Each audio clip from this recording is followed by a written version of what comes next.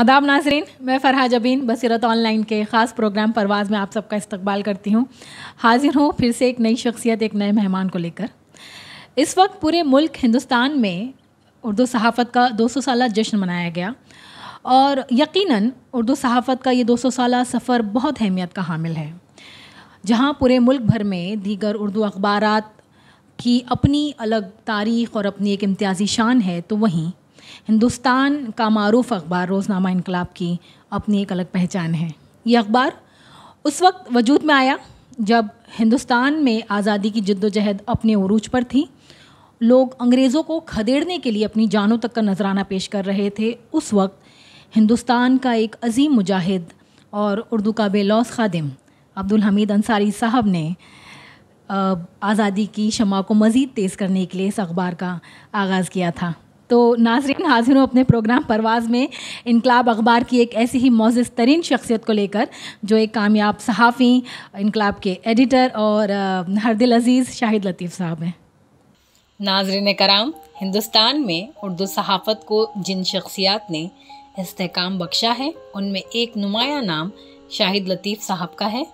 शाहिद लतीफ़ साहब का तालीमी पस मंज़र उनके मौजूदा पेशे से मुख्तलिफ है, लेकिन उनकी ज़ाती दिलचस्पी और सहाफ़त में उनके गैर मामूली शौक़ ने उन्हें अकाउंट्स जैसे खुश्क पेशे से सहाफ़त जैसे बामकसद पेशे से वाबस्ता कर दिया।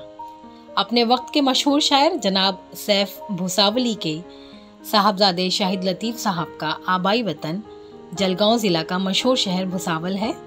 उन्होंने इब्तदाई तालीम अपने वतन में हासिल की। आला तालीम के हुसूल के लिए ख्वाबों की नगरी मुंबई का रुख किया और बांद्रा में वाक़े MM के college of commerce and economics से ग्रेजुएशन की डिग्री हासिल की। तालीम से फ़राग़त के बाद उन्होंने अकाउंटेंट की हैसियत से मुलाज़मत कर ली, लेकिन चूँकि उनकी दिलचस्पी लिखने, पढ़ने, इल्म अदब और सहाफ़त से थी, इसलिए आप दिन में मुलाज़मत करते थे और शाम के बाद से रात तक के औक़ात में किताबों का मुताला करते, मज़ामीन लिखते, शेर कहते या अखबारात के लिए कॉलम नवीसी करते।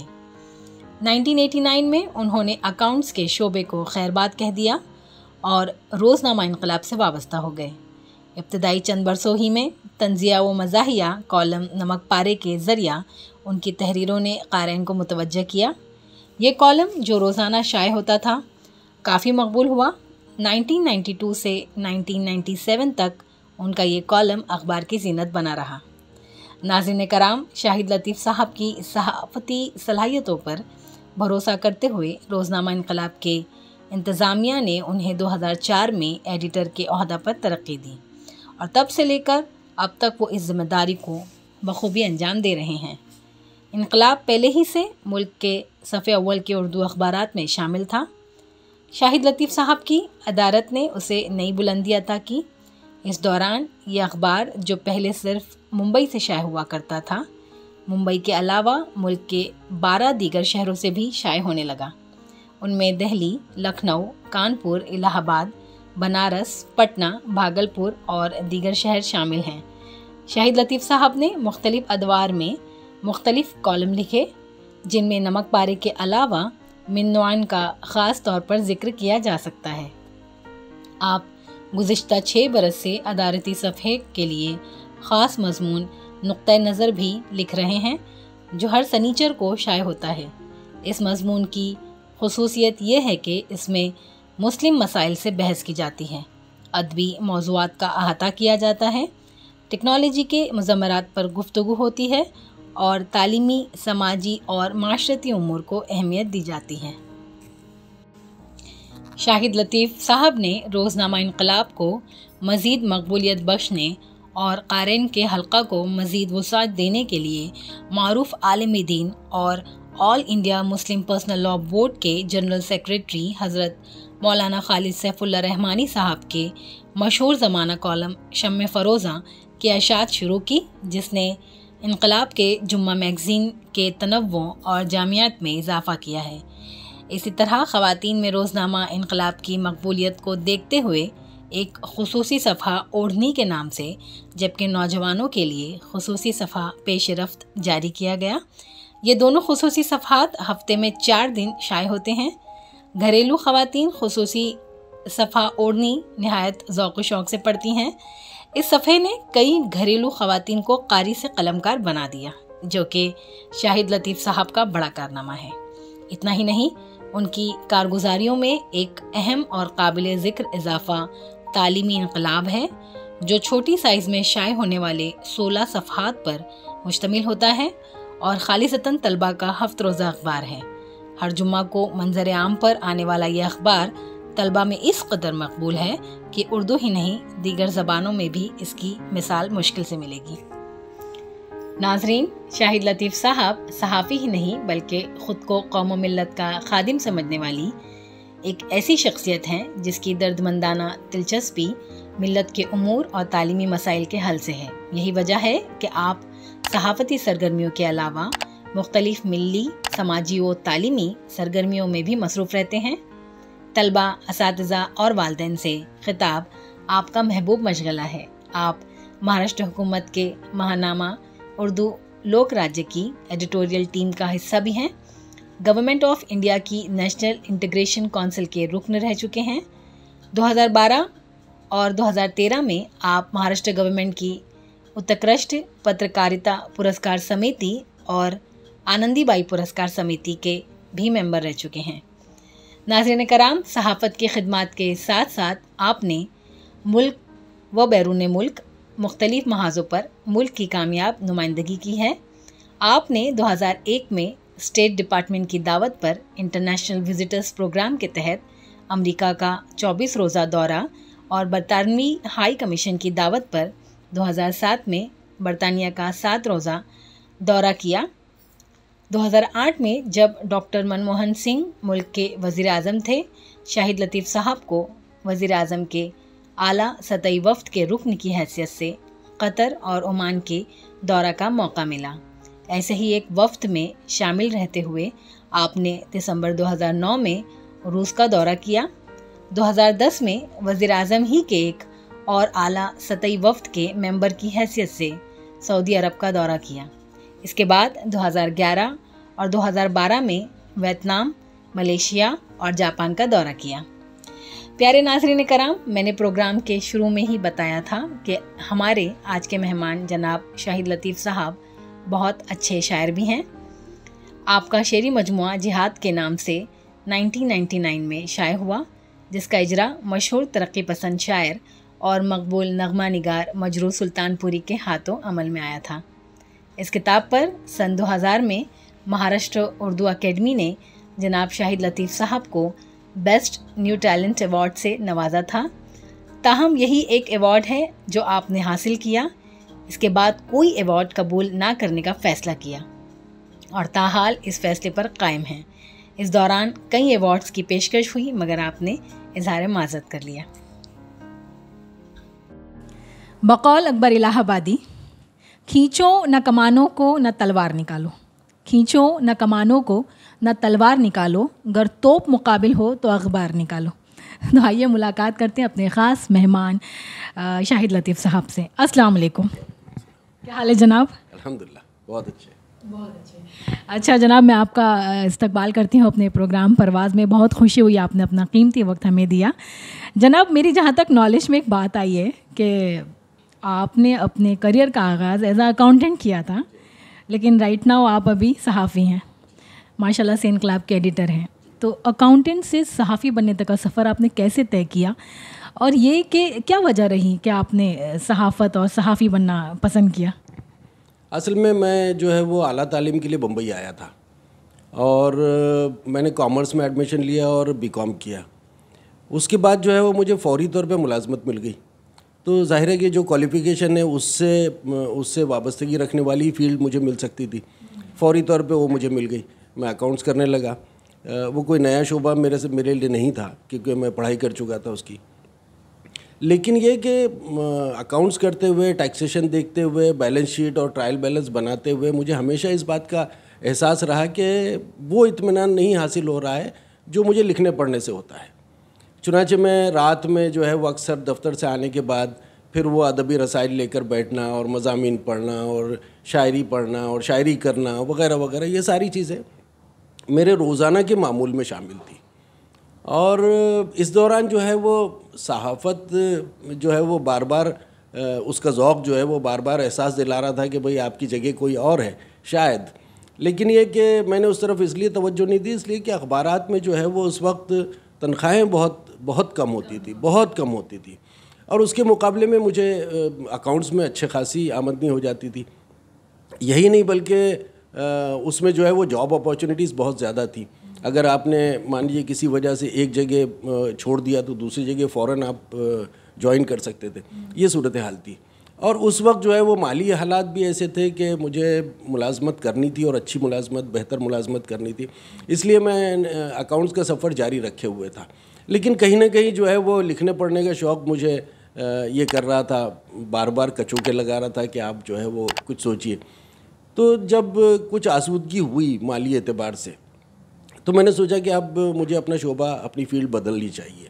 और उस वक्त जो है वो मैंने अखबारी दुनिया का जो रुख किया, तो पहले मैंने इनकलाब ही में कॉलम लिखना शुरू किया, जो अदबी जायज़ा के नाम से हर इतवार को शाया होता था। तो इस तरह से मेरी सहाफ़त की शुरुआत हो गई थी। लेकिन उसी दौरान सन 89 में अखबार में इनकलाब ही में जो है वो असामियों की जो है वो ज़रूरत है, इस तरह से जो है वो एक इश्तहार शाया हुआ था। मैंने उसमें अप्लाई किया और मुझे फ़ौरी तौर पे मुलाज़मत मिल गई। इस तरह से वो सफ़र शुरू हुआ। तो अकाउंट्स छूट गया, लेकिन ये कि उसका मुझे कोई गिला नहीं है, कोई अफसोस नहीं है, इसलिए कि जो मैं चाहता था उस दौरान जो है वो मैंने वालिद साहब से, उस वक्त मरहूम नहीं हुए थे, उस वक्त जो है मैंने वालिद साहब से कहा कि भाई मुझे जो है वो इस तरह की अपॉर्चुनिटी मिल रही है और मेरा ज़ौक़ भी है, लेकिन ये कि तनख्वाह अब भी बहुत कम है। तो उन्होंने एक बहुत अच्छी खूबसूरत बात कही थी कि अगर मशगला पेशा बन जाए तो इससे बेहतर ज़िंदगी में कोई सौदा नहीं हो सकता। तो मुझे बहुत अच्छा लगा, उससे हिम्मत मिली और फिर मैं अखबार में आ गया और फिर पलट के देखा ही नहीं। बहुत खूब शाहिद साहब। अच्छा सर, देखें कि उर्दू सहाफ़त का आगाज़ 200 साल कबल एक आज़ादाना तौर पर हुआ था, आज़ाद सहाफ़त के तौर पर हुआ था।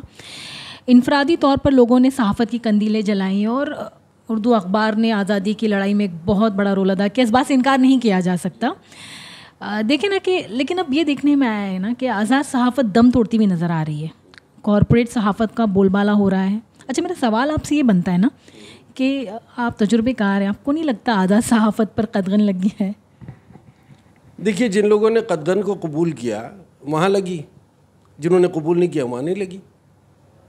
किन्होंने कबूल नहीं किया? आप देख रहे हैं कि बहुत सारे सहाफ़ी आज भी ऐसे दौर में, जो कि सहाफ़त के लिए एक मुश्किल का दौर है, उसमें भी जो है वो अपनी सहाफ़त की जोलानियत दिखा रहे हैं, वो आज़ाद सहाफ़त कर रहे हैं, किसी रोक टोक को कबूल नहीं कर रहे हैं।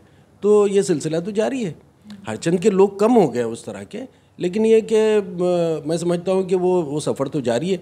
अगर मान लीजिए कि आप मेन स्ट्रीम मीडिया की बात करें, जैसे कि टीवी चैनल्स की, टीवी चैनल्स पर यकतरफ़ा जो है वो ख़बरें चलती हैं और ऐसा लगता है कि बाकायदा एक प्रोपेगेंडे के तहत चल रही हैं, एक उनको मंशूर दिया गया है उसके एतबार से चल रही है। लेकिन आप ये देखेंगे कि उसी मीडिया में बहुत सारी ऐसी ख़बरें भी आ जाती हैं जो कि काबिल कद्र होती हैं, जो ऐसा लगता है कि आपके एहसासात की तर्जुमानी कर रही हैं। और अगर मान लीजिए कि उस पूरे मीडियम को, यानी इलेक्ट्रॉनिक चैनल्स को आप मुस्तरद करना चाहते हैं, डिस्कार्ड करना चाहते हैं, तब भी मैं कहूँगा कि इसी दौर में वेबसाइट जर्नलिज़म जो है वो एक बड़े टूल के तौर पर, एक बड़े हथियार के तौर पर सामने आया और उसमें ऐसे ऐसे सहाफ़ी उभरे, उन्होंने अपने आप को इस्टेब्लिश किया। फिर उसके बाद देखिए यूट्यूब जर्नलिज़म आ गया। तो यूट्यूब जर्नलिज़म, या जिसको मोजो कहते हैं, मोबाइल जर्नलिज़म जो है वो लोगों तक पहुंच रहा है और एक एक वीडियो आप देखेंगे 2-2 लाख और 5-5 लाख उसके व्यूवर्स होते हैं और चंद घंटों में इतने हो जाते हैं। तो ये बहुत बड़ी बात है। इसीलिए जो है वो मैं इन तमाम चीज़ों से कभी भी नाउम्मीद नहीं होता। मुझे ऐसा लगता है कि करने वाले लोग मौजूद हैं, जब तक उनमें जज्बा है तब तक ये काम होता रहेगा और जज्बा कभी ख़त्म नहीं होता, जोश कभी ख़त्म नहीं होता। राइट थिंकिंग, सही जहन के लोग जो है वो हमेशा आते रहते हैं, हमें उससे मायूस नहीं होना चाहिए। ठीक है, ये हालात इस तरह के बन गए कि बहुत सारे लोग जो है वो मायूसी का शिकार होने लगे कि साहब मीडिया तो इसी तरह से दिखाता है। ठीक है, मीडिया दिखा रहा है उस तरह से आपके पास में, लेकिन इन्फॉर्मेशन के और ख़बर जानने के या अफकार व नज़रियात को समझने के दूसरे ज़राए आ गए हैं और वो बहुत यानी तवानाई के साथ में जारी हैं। बहुत बेहतर। अच्छा शाहिद साहब, एक है कि बहुत मिथ फैली हुई है, बड़ा हवा सा है। ऐसे उर्दू अखबार सबसे पहला तो तारीख़ में ये दर्ज होता है कि जामे जहानुमा जो कलकत्ता से जारी हुआ, और काफ़ी तब्दीलियाँ इन 200 साल में आई हैं और आपकी नज़र से भी काफ़ी गुजरी होंगी, बहुत चेंजेस आई उर्दू अखबारात में। एक मिथ बनी हुई है ना कि उर्दू अखबारात का जो है मुस्तकबिल वो ख़तरे में है और ब्ला ब्ला ब्ला, तो इस बारे में आप क्या जवाब देना चाहेंगे? क्योंकि अभी बीच में तो इनकलाब से भी रिलेटेड बड़ा अफवाह सा फैल गया था। नहीं, देखिए ये सब चीज़ें जो है वो चलती रहती हैं, है ना। अब आप जो है वो आधे भरे हुए गिलास को किस नज़रिए से देख रहे हैं, है ना। वो कुछ लोग कहेंगे कि वो आधा भरा हुआ है, कुछ लोग कहेंगे आधा खाली है। तो ये सिलसिला चलता रहता है। जहाँ तक उर्दू अखबारात के मुस्तकबिल की बात है, उससे पहले एक सवाल आता है उर्दू ज़बान के मुस्तकबिल के ताल्लुक़ से, है ना। अब ये कि मुझे याद आता है कि जब हम बहुत नौखेज़ थे, नौजवानी का आलम था, उस वक्त जो है हम अपने बड़ों को ये कहते हुए सुनते थे कि भाई उर्दू ज़बान का कोई मुस्तकबिल नहीं है, उर्दू ज़बान मर रही है, उसके पढ़ने वाले कम हो रहे हैं, अखबारात और रसाइल बंद हो रहे हैं, वगैरह वगैरह, ये सारी बातें सुनते थे। आज उसके बाद जो है वो कम से कम 4 दहाइयों का वक्त गुजर चुका है, लेकिन ये कि आप कहाँ तब्दीली देख रहे हैं। उर्दू स्कूलें जो है वो माशाल्लाह उनमें तलबा की तादाद बहुत ज़्यादा है, आज भी बहुत ज़्यादा है। अगर किसी इलाके में एक स्कूल बंद हो जाता है तो दूसरे इलाके में 2 नए स्कूल कायम हो जाते हैं, है ना। ये भी एक हकीकत है। फिर आप ये देख रहे हैं कि उर्दू अखबारात, बहुत सारे अखबारात बंद हो गए लेकिन बहुत सारे अखबारात नए भी शुरू हुए हैं, है ना। उसके अलावा अब वेबसाइट पर जो है वो आप उर्दू पढ़ते हैं, मोबाइल पर उर्दू पढ़ते हैं। तो इसके मैं तो समझता हूँ कि उर्दू की अखबारात की इशाअत कम नहीं हुई है बल्कि बढ़ी है इस एतबार से। ठीक है, फॉर्मेट बदल गया लेकिन ये कि क़ारीन की तादाद भी बढ़ी है ना। अब जो लोग वेबसाइट जर्नलिज़म कर रहे हैं उर्दू में, हमारे जो साथी मैदान में हैं, उसके अलावा जो अखबार निकाल रहे हैं, चाहे वो हफ्तरोज़ा निकाल रहे हों, चाहे वो छोटा अखबार निकाल रहे हों, जैसा भी है, लेकिन उनके क़ारीन मौजूद है तभी तो वो निकाल रहे हैं। तो मैं समझता हूँ कि उर्दू पढ़ने वालों का दायरा बढ़ा है बनिस्बत इस ख्याल के, इस मफरूज़े के कि उस दायरा कम हो गया है। अच्छा शाहिद साहब, ऐसा है कि इलेक्ट्रॉनिक मीडिया का अभी मौजूदा वक्त में ज़्यादा बोलबाला चल रहा है कि आपके नज़र में इलेक्ट्रॉनिक मीडिया की क्या अहमियत है मौजूदा वक्त में, और ये कहना मेरे लिए बेहतर है कि नहीं कि बड़ी मछली ऐसा तो नहीं छोटी मछली को खा गई है? देखिए ऐसा तो होता है, लेकिन ये कि छोटे अखबारात हैं, जिनको हम छोटा कह रहे हैं वो छोटे नहीं, वो भी बहुत बड़े अखबारात हैं, इसलिए कि कम वसाइल के बावजूद वो अपनी सहाफ़त को जारी व सारी रखे हुए हैं। और कई लोग उसमें ऐसे हैं जो 2 अफराद मिलकर अखबार निकालते हैं, बहुत बड़ी बात है। और मैं हमेशा इस तरह के अखबारात की कद्र करता हूँ, इसलिए कि वो जहाँ तक भी पहुँच रहे हैं हमारी ज़बान को वहाँ पहुँचा रहे हैं। तो मैं छोटा बड़ा नहीं समझता, लेकिन ये कि हमेशा ऐसा होता है कि माली वसाइल कम है, इसमें जो है वो हुकूमत की तरफ से जो सहूलतें मुहैया हुआ करती थी पहले, वो कम से कम तर होती चली गई। इसलिए जो है वो उर्दू अखबारात के लिए ख़ास तौर पे वो जिनके वसाइल कम हैं उनके लिए मसाइल पैदा हो रहे हैं। और मैं समझता हूँ कि अगर मान लीजिए वो उसका शिकवा करते हैं तो गलत नहीं करते, उनको उर्दू आबादी की तरफ से भरपूर ताउन मिलना चाहिए। इसलिए कि जो जिस अखबार को आप जो है वो लोकल न्यूज़पेपर कह रहे हैं, किसी एक कस्बे से निकलता है, किसी शहर से निकलता है, अव्वल तो ये कि वहाँ की ज़रूरत को पूरा कर रहा है। दूसरे ये कि बड़े उर्दू के अखबारात जो है वो उस इलाके की उन जुज़ियात को कवर नहीं कर सकते जिसको वो छोटा अखबार कर रहा है, मकामी अखबार कर रहा है। इसलिए जो है वो मैं समझता हूँ कि उन अखबारात का जारी रहना, उनको माली वसाइल या दीगर वसाइल फ़राहम करना, अगर हुकूमत नहीं करती तो हमको गैर सरकारी सतह पर उसको करना चाहिए। उर्दू वाले अगर मान लीजिए उस तरफ तवज्जो दें तो मैं पूरा यकीन है मुझे कि अहले उर्दू ख़ुद मिलकर उर्दू अखबारात को जारी व सारी रखने के लिए वसाइल फ़राहम कर सकते हैं। तो फिर जनाब ये कि उर्दू सहाफ़त के मुस्तकबिल को आप फिर किस नज़र से देखते हैं? क्या ये बचेगी, मुस्तकबिल इसका रोशन है, या आप क्या बताना चाहेंगे अपने तजुर्बात की रोशनी में?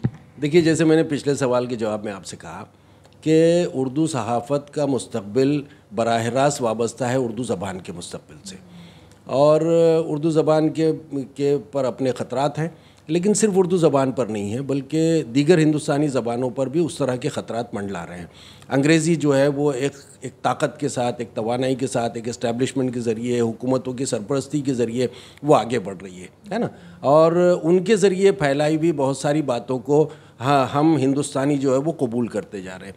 मिसाल के तौर पे अंग्रेज़ी में तरक्की है, अंग्रेज़ी में जॉब्स है, अंग्रेज़ी में अपॉर्चुनिटीज़ है, ये सारी बातें हम सुनते हैं और उसको जूं का तू हज़म कर लेते हैं। वो बातें हमारे जहनों में बिठा दी गई हैं।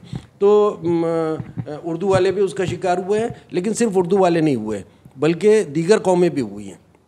आज जो है वो हमारे गुजराती स्कूलों का हाल कुछ अच्छा नहीं है ना। मराठी स्कूलों में जो है वो तलबा की तादाद कम हुई है, हिंदी पढ़ने वालों की तादाद यहाँ पर इस तरफ कम हुई है, नॉर्थ में भले ही बड़ी हो, है ना। तो इस तरह से तमाम इलाकाई ज़बानें और तमाम मादरी ज़बानें जो हैं वो उन पर ख़तरे के बादल मंडला रहे हैं, है ना। तो अगर मान लीजिए हमारी ज़बान ज़िंदा व जावेद रहती है, हमारी ज़बान सर्वाइव करती है, तो जाहिर सी बात है कि सहाफ़त भी सर्वाइव करेगी। ठीक है, अब सवाल ये कि ज़बान सर्वाइव करेगी क्या, है ना। तो ज़बान यकीनन सर्वाइव करेगी, यकीनन करेगी। इसलिए कि ज़बानें जो है वो चंद बरसों में 10-20 बरस में 25 बरस में मरती नहीं हैं। ज़बानों की तश्कील में जितना वक्त लगता है उससे ज़्यादा वक्त जो है वो ज़बानों के ख़त्म होने में लगता है। तो ये कोई जो है वो ऐसा नहीं कि आप आज परेशान हो रहे हैं और कल जो है वो ज़बान ख़त्म हो गई, ऐसा हरगिज़ नहीं होता। एक बात। दूसरी बात ये कि ज़बान जो है वो आपकी तहज़ीब से जुड़ी हुई है, आपकी तहज़ीबी शनाख्त से जुड़ी हुई है, आपकी मज़हबी शनाख्त से जुड़ी हुई है। और उर्दू ज़बान में मज़हब का जितना बड़ा ख़जाना मौजूद है, मैं समझता हूँ कि अरबी और फ़ारसी के बाद उर्दू तीसरी ज़बान है जिसमें मज़हब का बहुत बड़ा ख़जाना मौजूद है। अब मज़हब से तो दूर नहीं होंगे लोग, जाहिर है। तो मज़हब के ताल्लुक़ से जो कुछ भी सवाल जहन में आता है उसके लिए वो उलमा से रब्ता करेंगे, उसके लिए किताबों से रुजू करेंगे, चुनांचे किताबें पढ़ी जाएंगी। और चूँकि किताबों की बहुत सारी चीज़ें या किताब लिखने से पहले बहुत सारी चीज़ें मज़ामीन की शक्ल में अखबारात में छपती है, चुनांचे अखबारात भी पढ़े जाएंगे, क्यों नहीं पढ़े जाएंगे। तो ज़बान जो है वो इंशाअल्लाह ज़िंदा रहेगी। इस पर जो है वो हम कोई बड़ा मसला नहीं देखते। बस ये है कि जो लोग एक ख़ास प्रोपेगेंडे का, एक फ़ैशन का शिकार होकर वो उर्दू से अंग्रेज़ी में अपने बच्चों को दाखिला करवाते हैं, उन लोगों को सोचना चाहिए कि ये बात कहाँ तक दुरुस्त है कि अंग्रेज़ी में पढ़कर तरक्की हासिल हो जाती है। असल में किसी भी लैंग्वेज का मसला नहीं है कि आप हिंदी में पढ़ रहे हैं, मराठी में पढ़ रहे हैं, गुजराती में पढ़ रहे हैं, उर्दू में पढ़ रहे हैं। ये तालिब इल्म की मेहनत और वालिदैन की निगरानी, असातिज़ा की तवज्जो, इन चीज़ों से बच्चा निखरता है और वो तरक्की करता है। तो किसी भी ज़बान में पढ़ा हुआ बच्चा तरक्की कर सकता है। हमने बहुत से लोगों को देखा जिन्होंने जो है वो उर्दू से तालीम हासिल की और बड़े मनासिब पर मौजूद है। इसी तरह से जो है वो मराठी के, हिंदी से पढ़े हुए लोग जो है वो आला मनासिब पर पहुँचे हैं। तो ऐसा नहीं है, इसमें ज़बान का कसूर नहीं है, ये वो किसी ज़बान के स्कूल का कसूर नहीं है, बल्कि असातिज़ा, तलबा और वालिदैन, मैंने 3 चीज़ें बताई उसकी। और समाज की पुष्टपनाही हासिल होती है, समाज की तरफ से हौसला अफ़ज़ा माहौल मिलता है, तो यकीनन वो आगे बढ़ सकते हैं। कहने का मतलब ये है कि मुझे उर्दू ज़बान के ताल्लुक़ से जो है वो कभी भी मायूसी नहीं हुई और आइंदा भी नहीं होगी इंशाअल्लाह। एक बात। दूसरी बात ये कि जब उर्दू ज़बान ज़िंदा रहेगी और फले फूलेगी तो उर्दू अखबारात भी ज़िंदा रहेंगे और वो भी बढ़ते रहेंगे आगे। इसमें ऐसी तशवीश की कोई बात नहीं है। मैंने कई जगहों पर ये बात भी कही कि भाई उर्दू जो है वो चूँकि तहज़ीब से वाबस्ता है और मज़हब से वाबस्ता है, इसलिए जो है वो अगर खुदा न खास्ता इसके लिए जो है वो कोई मसाइल भी पैदा हुए तो बहुत देर में होंगे, इतनी जल्दी नहीं हो सकते। आप देखिए ना, उर्दू में जितनी तफासिर मौजूद हैं वो अरबी के बाद में गालिबन, अगर मैं गलत नहीं हूँ तो सबसे ज़्यादा उर्दू में है। उर्दू में मज़हब का जितना लिटरेचर छपता है, जितनी हज़ारों किताबें हैं, आज भी उलमा किताबें लिख रहे हैं, तो मज़हब का बहुत बड़ा लिटरेचर और बहुत बड़ा ख़जाना मौजूद है। उसकी वजह से अब हम तो ये भी देखते हैं कि तालिब इल्म ने अंग्रेज़ी में पढ़ाई की, किसी मनसब पर पहुंच गया, लेकिन उसको ये खलिश है जो परेशान करती रहती है कि काश मैंने उर्दू से तालीम हासिल की तो मैं फ़लाँ किताब पढ़ सकता था, ये पढ़ सकता था, है ना। फिर आपने ये भी देखा होगा कि बहुत सारे लोग, उनको अंग्रेज़ी मीडियम में दाखिल करवा दिया गया था, लेकिन ये कि तालिब इल्म में मुकम्मल करते करते उनका तारुफ़ हो गया इब्न सफ़ी से।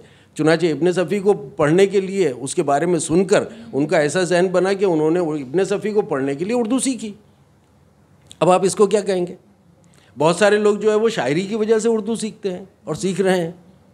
अच्छा, सिर्फ यही नहीं, सिर्फ अहले उर्दू में नहीं, बल्कि उर्दू के दायरे से बाहर भी एक बहुत बड़ी कॉन्स्टिट्यूएंसी, एक बहुत बड़ा हल्का है जो उर्दू ज़बान को पसंद करता है। उर्दू की शीरीनी से जो है वो उसमें काफ़ी कशिश महसूस करता है, उर्दू की शायरी को पसंद करता है। आज देखिए ना, बहुत सारे हिंदी अखबारात, बहुत सारे हिंदी वेबसाइट्स रोज़ाना एक गज़ल शाये करते हैं। क्यों करते हैं? इसलिए कि एक बहुत बड़ी कॉन्स्टिट्यूंसी है, वो हमारी नज़र में भी नहीं, हम भी नहीं जानते कितनी बड़ी कॉन्स्टिट्यूंसी है, लेकिन है वो कॉन्स्टिट्यूंसी मौजूद। लेकिन सर देखिए ना, कुछ लोगों को लगता है ना कि हम लोग बिल्कुल इंग्लिश, अंग्रेज़ी ज़बान के ख़िलाफ़ हैं। इंग्लिश इंटरनेशनल लैंग्वेज है, आना चाहिए, ज़रूरी है, मौजूदा वक्त की ज़रूरत है। लेकिन क्या सिर्फ उर्दू को बचाने या उर्दू के लिए बोलने की ज़िम्मेदारी सिर्फ मुसलमानों की है? क्योंकि मोस्ट ऑफ मुसलमान ही जो है उर्दू के लिए बिल्कुल जैसे उसको बचाने के लिए आगे पेश रहते हैं। तो इस बारे में आप क्या कहना चाहेंगे? ऐसा नहीं लग रहा उर्दू की ज़िम्मेदारी सिर्फ हमने ही ले रखी है, जबकि उर्दू कभी मुसलमानों की ज़बान नहीं रही जनाब। हाँ, उर्दू मुसलमानों की ज़बान नहीं रही, इसमें कोई शक नहीं, लेकिन मुसलमानों की ज़बान बना दी गई है ना। अब आपने ये कहा कि क्या मुसलमान ही पेश रहे, मुसलमान पेश रहे तो ज़बान को कोई ख़तरा ही नहीं रहे। जो अहले उर्दू हैं वो उर्दू की सही कदरदानी शुरू कर दें तो कोई मसला ही नहीं है। ये जो है वो हमें अपने घरों में, अपनी दहलीज़ पर, अपने सहन में, अपने आंगन में, अपने मोहल्ले में उर्दू जहाँ जहाँ पर जो है वो कमज़ोर होती हुई दिखाई दे रही है, वहाँ पे उर्दू के नए चिराग रोशन करने की ज़रूरत है। मैं तो तमाम उर्दू वालों से हमेशा कहता हूँ कि आप रोज़ाना 5 अल्फाज जारी कीजिए अपनी तरफ से, उसकी इशाअत कीजिए, लोगों तक पहुँचाइए जो उनके जहनों में मौजूद हैं। लेकिन ये कि वो जब बात करने पर आते हैं तो अंग्रेज़ी के लफ्ज़ इस्तेमाल कर लेते हैं। जैसे मैं कलम इस्तेमाल करता हूँ तो कलम ही कहता हूँ, मैं पेन नहीं कहता, मैं पेपर नहीं कहता, मैं कागज़ कहता हूँ। तो शर्ट नहीं कहता, कमीज़ कहता हूँ, कोई मसला नहीं है। कोई शख्स ऐसा नहीं है जो नहीं समझ पाता।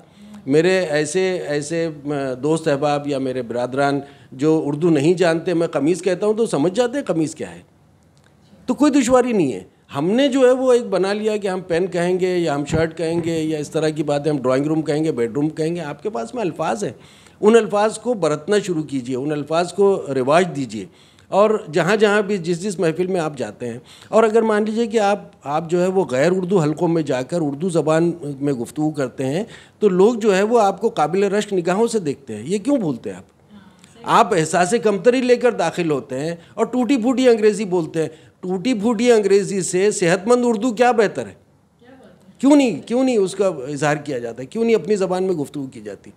तो आप देखिए कि बहुत सारे लोग मुतवज्जा होंगे, हो सकता है कि गुफ्तगू के बाद जो है वो आपसे पूछे कि फ़ला लफ्ज़ का मानी क्या है।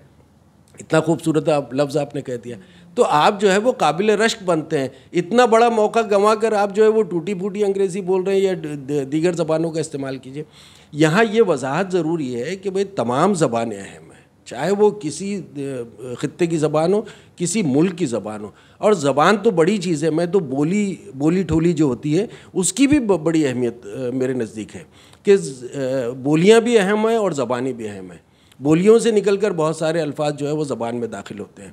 चुनांचे हमको ज़बान की और बोलियों की कद्र करनी चाहिए। जहाँ जहाँ बोलियाँ ख़त्म हो रही है हम उसको रिवाज दें, जहाँ जहाँ ज़बान पर ऐसे ख़तरात के बादल मंडला रहे हैं वहाँ पर हमको ज़बान की कद्र करना और ज़बान की हिफाजत करना चाहिए।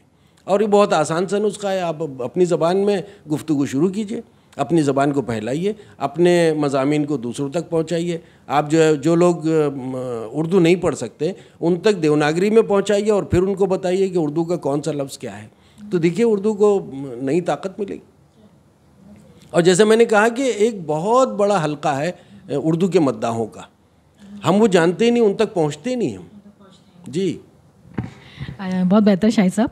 अच्छा, मेरी ये प्रोग्राम परवाज़ जो है वो ख़ास बच्चों के लिए हम लोग बनाते हैं, ऐसी पर्सनालिटीज़ लाते हैं ताकि उनके लिए बहुत क्या कहें मोटिवेशनल साबित हो जाए। मैं आपसे सवाल करती हूँ सर, क्या बच्चों से मुखातिब हों कि सहाफ़त में अगर वो आना चाहे तो कैसे आएँ और एक सहाफ़ी को कैसा होना चाहिए? अपने तजुर्बात की रोशनी में ज़रूर बच्चों को गाइड करें। नहीं, तलबा के लिए तो हम एक ख़ास दिल में नरम गोशा है और तलबा के लिए जो कुछ भी हो सकता है वो हम ज़रूर करते हैं। तलबा को जर्नलिज़म में ज़रूर आना चाहिए, इसलिए कि जो 5-6 बड़े शोबे हैं जो पूरी दुनिया पर हावी हैं, और ये कि लोगों का जहन बनाने में, लोगों को जो है वो बराह रास्त जिन शोबों से ताल्लुक़ होता है उसमें, जैसे नए दौर में टेक्नोलॉजी की बहुत ज़्यादा अहमियत है, इसी तरह से इकनॉमिक्स की बहुत ज़्यादा अहमियत है, माशियात।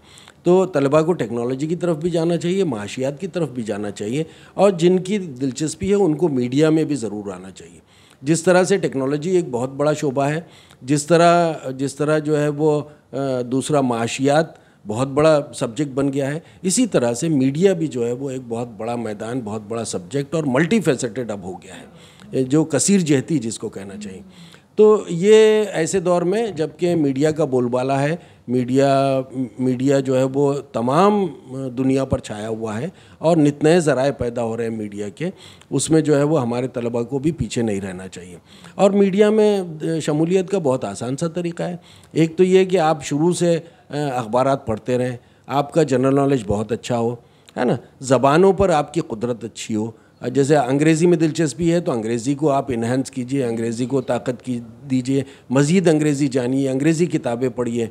आप शेक्सपियर को पढ़ लीजिए, टेनिसन को पढ़ लीजिए, मिल्टन को पढ़ लीजिए, कीट्स को पढ़ लीजिए, है ना, ये हो सकता है अंग्रेज़ी में। फिर इसी तरह से अगर मराठी से आपकी दिलचस्पी है तो मराठी के अदीब व शायरों को पढ़ना शुरू कीजिए जब जब भी वक्त मिलता है। ऐसा नहीं कि भाई इम्तहान सर पर है और आप मराठी ड्रामा पढ़ रहे हैं, ऐसा नहीं, बल्कि जब छुट्टी के दिन हो तो मराठी को अपने बेहतर कीजिए, मजबूत बनाइए। इसी तरह से उर्दू में है, आप उर्दू अखबारात पढ़िए, उर्दू की किताबें पढ़िए, उर्दू का अदब पढ़िए, कृष्णचंद्र को पढ़िए, प्रेमचंद को पढ़िए, अस्मत चुगताई को पढ़िए, राजेंद्र सिंह बेदी को पढ़िए, शोरा में गालिब को पढ़िए, मीर को पढ़िए। ये सब सिलसिला अगर आपका जारी रहता है तो ज़बान पर आपकी कुदरत हासिल है, दस्तरस हासिल होती है और उससे लिखना आसान हो जाता है, नए नए ख्यालात पैदा होते हैं। ये हो गया। अब एकेडमिक लेवल पर आप जो है वो किसी भी स्ट्रीम में ग्रेजुएशन मुकम्मल कर लीजिए, 15वीं मुकम्मल करने के बाद में आप जो है वो जर्नलिज़म और मास कम्युनिकेशन का जो पोस्ट ग्रेजुएशन होता है वो कर लीजिए। 2 साल का फुल टाइम कोर्स है, आपकी फ़ीस भी ज़्यादा नहीं जाती, आपको जो है वो बहुत ज़्यादा मगज़पाशी भी नहीं करनी पड़ती, बल्कि बहुत आसानी से आप जो है वो 2 साल में अपना पोस्ट ग्रेजुएशन मुकम्मल कर लेते हैं। चुनाचे आप जो है वो किसी भी मीडिया हाउस से वाबस्ता होने के काबिल हो जाते हैं, उसके अहल हो जाते हैं और आपको वेलकम किया जाएगा, क्यों नहीं किया जाएगा। ख़ासतौर पे उर्दू तलबा के लिए तो मैं समझता हूँ इजाफी फ़ायदा ये है कि अगर वो अंग्रेज़ी को बेहतर बनाकर अंग्रेज़ी अखबार से वाबस्ता होते हैं तो चूँकि आप उर्दू जानते हैं इसलिए दूसरों पर आपको अव्वलियत दी जाएगी। इसी तरह से अगर आप टीवी चैनल से वाबस्ता होना चाहते हैं तो टीवी चैनल भी ये देखेगा कि हाँ भाई दीगर 5 स्टूडेंट्स में ये स्टूडेंट ऐसा है जो उर्दू भी जानता है, चुनांचे इस्लामियात से वाकिफ़ होगा। बहुत सारे इश्यूज़ ऐसे आते हैं जिसमें इस्लाम क्या कहता है, मुसलमान क्या सोचते हैं, दोनों बातें जाननी होती है, तो उनको यहाँ वहाँ दौड़ना पड़ता है। अगर मान लीजिए चैनल में उनका अपना आदमी जो है वो इस्लामियात का दर्क रखने वाला है या उर्दू ज़बान से वाबस्ता है। एक बात ये भी है कि उर्दू ज़बान से जो लोग चैनलों में या दीगर जगहों पर जाते हैं उनमें किसी भी तलफ़्फ़ुज़ को एडॉप्ट करने की, तलफ़्फ़ुज़ को अदा करने की बड़ी सलाहियत होती है। चुनांचे उर्दू तलबा के लिए तो मैं समझता हूँ ज़्यादा मौके हैं, उन्हें ज़रूर कोशिश करनी चाहिए और जाना चाहिए। मेन स्ट्रीम मीडिया या मेन स्ट्रीम ना होकर मुतवाज़ी मीडिया जो चल रहा है उसमें हमारे तलबा बहुत आसानी से जा सकते हैं। ख़ासतौर पर लड़कियाँ, आजकल लड़कियाँ ज़्यादा पढ़ रही हैं और लड़कियाँ जो है यूनिवर्सिटीज़ टॉप करती हैं, कॉलेज टॉप करती हैं, सब्जेक्ट टॉपर बनती हैं, तो लड़कियों के लिए भी मौक़े हैं। ख़ास तौर पे इसलिए मैं कह रहा हूँ कि जर्नलिज़म में बहुत से काम ऐसे हैं, बहुत सी खिदमात ऐसी हैं जो आप घर बैठ के अंजाम दे सकती हैं। आप महीने में 1 मरतबा आइए, 2 मरतबा दफ्तर आइए, उसके बाद आप घर बैठकर जो है वो काम कीजिए। आप आर्टिकल लिखिए, आप रिपोर्ट तैयार कीजिए, आप फीचर तैयार कीजिए, ये सारी चीज़ें घर बैठकर होती हैं। आज मैं जो है वो कम से कम 2 दर्जन ऐसी तालिबात से वाकिफ़ हूँ जो घर बैठकर ये खिदमत अंजाम दे रही है, वेबसाइट के लिए या मोबाइल जर्नलिज़म के लिए या अखबारात के लिए, और ये बहुत अच्छा मौका है। तो इसका फ़ायदा उठाना चाहिए और ज़्यादा से ज़्यादा तलबा को जर्नलिज़म को एक हदफ बनाना चाहिए कि भाई जर्नलिज़म में शामिल होना हमारा टारगेट है। और उसमें और भी कई फ़ायदे हैं। एक तो ये कि जब आदमी सहाफ़ी हो जाता है और उसके कलम की रुशात जो है वो छपने लगते हैं, उसकी तहरीरें छपने लगती हैं, तो समाज जो है वो उनको एक ख़ास नज़र से देखने लगता है जिसमें क़द्र व मंज़िलत शामिल होती है। फिर उसके बाद में समाज में आपका मर्तबा बढ़ने लगता है। लोग आपको ऐसे भी बुलाते हैं कि भाई किसी मौजू पर अगर गुफ्तगू करनी है तो एक सहाफ़ी को भी ज़रूर बुलाइए। तो सहाफ़ियों का कद इस तरह से बुलंद होता है, समाजी मर्तबा उनका बेहतर होता है, इसलिए भी जो है वो सहाफ़त में। तीसरी अहम बात यह है कि ये खिदमत का शोबा है, ये खिदमत का शोबा है। आपके लिखे हुए एक लफ्ज़ से, एक जुमले से, एक मज़मून से पता नहीं कितने लोगों का जहन बनेगा, कितने लोग अच्छी बातें सीखेंगे। तो ये जैसे इस्लाम में कहा गया है कि आपको अम्र बिल मारूफ़ और नही अनिल मुनकर, ये 2 जिम्मेदारियाँ हम पर डाली हैं। तो आप अपनी तहरीरों के ज़रिए अम्र बिल मारूफ का फरीज़ा भी अंजाम दे सकती हैं और नही अनिल मुनकर का भी फरीज़ा अंजाम दे सकते हैं, और ये बहुत बड़ी चीज़ है। बहुत अच्छा, बहुत पॉजिटिव रिप्लाई सर, बहुत पॉजिटिव मैसेज बच्चों के लिए। अच्छा, मैं अभी नेक्स्ट जो क्वेश्चन कर रही हूँ थोड़ा ज़ाती है, माफ़ कीजिएगा। मैं ज़रा ना वो टेंशन में थी कि शायद सर ये ज़माने में व्हाट्सएप क्यों यूज़ नहीं करते। वो सवाल जानना चाहती हूँ, आप व्हाट्सएप पे क्यों नहीं हैं सर? व्हाट्सएप पे मैं कुछ, एक तो ये कि मसरूफियत बहुत होती है अखबार की, दूसरे ये कि अखबार में एक मुतवाज़ी नज़्म है, वो साथियों के पास व्हाट्सएप है तो मुझे बहुत ज़्यादा ज़रूरत नहीं होती। तीसरी बात यह है कि उसमें ज़रूरी चीज़ों से ज़्यादा गैर ज़रूरी चीज़ें आती हैं, और मैं जो है वो मतलब ये कि जिसने भी भेजा है उसने कुछ उम्मीद से भेजा होगा या अपना समझ कर भेजा होगा, मैं उसको नज़रअंदाज नहीं कर सकता, मैं उसका मैसेज बग़ैर पढ़े डिलीट नहीं कर सकता। जैसे किसी महफिल में कोई शनासा है, मैं उसको नज़रअंदाज करके आगे नहीं बढ़ता कभी, इसी तरह से मैं यहाँ समझता हूँ। या मोबाइल पर मेरे जो अननोन नंबर से भी कॉल आते हैं मैं उठा लेता हूँ, इसलिए कि कोई ऐसा शख्स है जिसको या तो मैंने नंबर दिया है या जिसने किसी ऐसे शख्स से नंबर लिया है जिसको मैंने नंबर दिया था, चुनाचे उसका हक़ है कि वो मुझे कॉल करे, इसलिए मैं अननोन नंबर्स पर भी बात कर लेता हूँ। इसी तरह से मैं जो है वो व्हाट्सएप पर आए हुए किसी भी मैसेज को बग़ैर पढ़े डिलीट नहीं करना चाहता, इसलिए जो है वो मैं व्हाट्सएप इस्तेमाल नहीं करता। इतना वक्त नहीं है मेरे पास कि मैं तमाम पैगामात को बहुत अच्छी तरह से देख सकूँ जो उनका हक़ है। मौजूदा वक्त में अभी आप बहुत यानी कि सुकून में, सुकून कह सकते हैं, लेकिन ये कि मुझे जो है वो कोई बड़ी दिक्कत नहीं आती। जैसे कि ये जब नहीं आया था, मोबाइल नहीं था या व्हाट्सएप उस पर शुरू नहीं हुआ था, उससे पहले की ज़िंदगी जैसी थी वैसी मेरी आज की भी ज़िंदगी है। मुझे ऐसा नहीं लगता कि भाई कोई ख़ास मुश्किल पैदा होगी व्हाट्सएप ना होने की वजह से।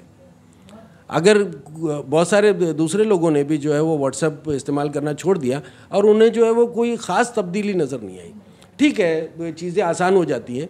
जो चीज़ आप ईमेल के ज़रिए मुझे भेजना चाहते हैं व्हाट्सएप के ज़रिए 2 सेकंड में जाती है। ईमेल का आपको इनबॉक्स ओपन करना है, फिर वो बाकायदा एक प्रोसेस है, उसमें 2 से 3 मिनट लगते हैं, इतनी ही दिक्कत होती है, उससे ज़्यादा नहीं होती। तो मैं दरख्वास्त करता हूँ कि भाई आप मुझे जो भी भेजना चाहते हैं वो इस तरह से पुराने तरीके से भेज दीजिए। SMS के ज़रिए बहुत सारी चीज़ें आ जाती हैं। बहुत बहुत शुक्रिया सर, बहुत बहुत शुक्रिया। कोई दिक्कत ही महसूस नहीं हुई, और इसके ज़रिए आप अपना बहुत वक्त बचाते हैं। ये क्यों समझते हैं, वक्त जो है वो सबसे ज़्यादा किल्लत में है। आप नहीं जानते कि आपके पास में कितना वक्त बचा हुआ है, चुनांचे जो वक्त आपको मिल रहा है उसको जो है वो मैं गैर ज़रूरी तो नहीं कहता, लेकिन कम ज़रूरी चीज़ों में क्यों सर्व किया जाए, उसको ज़रूरी चीज़ों में सर्व करना चाहिए। तो जितनी देर में मैं जो है वो मैसेजेस सिर्फ डिलीट करूँगा या डिलीटेड मैसेजेस को फाइनली डिलीट करूँगा, उतनी देर में तो मैं एक अच्छी खूबसूरत गज़ल पढ़ लेता हूँ, उस पर गौर कर लेता हूँ, उसके अल्फाज पर गौर करता हूँ, मुझे अच्छा लगता है और उससे एक नई तवानाई मिलती है। अब वो बहुत सारे मैसेज दे के सिर्फ डिलीट करने पर वक्त सर्व कर रहा हूँ तो उससे मुझे क्या तवानाई मिल रही है, बल्कि उसके बरक्स मेरा वक्त भी सर्व हो रहा है, मेरी तवानाई भी जा रही है, मुझ पर थकन लाहक हो रही है। तो न करके मैं जो है वो कोई नुकसान में नहीं हो सकता है कि उसके फ़ायदे को मैं अब तक नहीं समझ रहा हूँ, इतना बोधा हूँ मैं, लेकिन ये कि मैं नहीं इस्तेमाल करता और मुझे कोई दिक्कत नहीं है उससे।